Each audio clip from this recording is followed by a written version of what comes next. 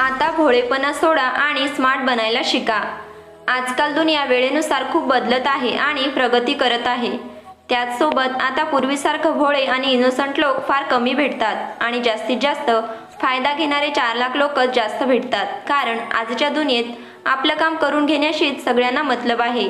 अशा परिस्थितीत तुमचा कोणी फायदा घेऊ नये, कुठलेही मोठे नुकसान होऊ नये म्हणून तुम्हालाही थोडंसं स्मार्ट बनावं लागेल।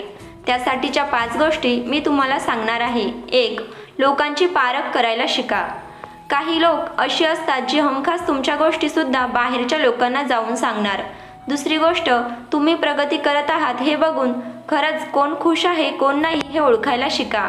बऱ्याचदा असं होत असतं, आजच्या तुमच्या डिसिजनमुळे तुम्हाला फ्युचरमध्ये फायदा होणार असतो, तर तो फायदा होऊ नये म्हणून जाणून बुजून हे लोक आडकाठी बनून येत असतात, तर त्यांना ओळखायला शिका। 2. स्वतःला कधी कमी लेखू नका।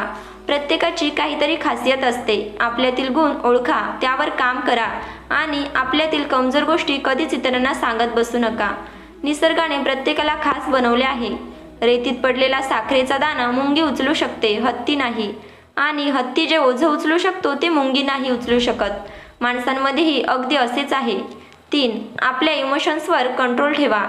कधी भावनेच्या भरात कोणताच निर्णय घेऊ नका। खूप आनंदी असाल तर कोणते वचन देऊ नका आणि खूप दुःखी असाल तेव्हा कोणताच मोठा निर्णय घेऊ नका। निर्णय घेताना परिणामांचा विचार करा। मित्रांनो, भोळं असणं, इनोसंट असणं यात काही चुकीचं नाहीये, पण तुमचा वापर होतो ही माहिती असून पण तुमचं गप्प राहणं हे चुकीचं आहे। त्यामुळे आजूबाजूच्या लोकांना नीट पारखा, स्मार्ट बना आणि आयुष्यात प्रगती करा। 4. गरजेपेक्षा जास्त चांगलं असणं अजिबात चांगलं नसतं। आचार्य चाणक्य सांगतात, जी व्यक्ती गरजेपेक्षा जास्त चांगली वागते ती व्यक्ती कायम स्वतःचे नुकसान करून घेते। चांगल्या भोळ्या व्यक्तीला इतरांचे मन दुखवायला आवडत नसते आणि त्यांच्या या स्वभावाचा फायदा चालाख लोक घेत असतात। त्यामुळे तुमच्या आसपासच्या लोकांना नीट ऑब्झर्व करा। हे मतलबी लोक काम पडले की बरोबर तुमच्या जवळ येतात, गोड बोलतात आणि आपले काम झाले की परत गायब होतात।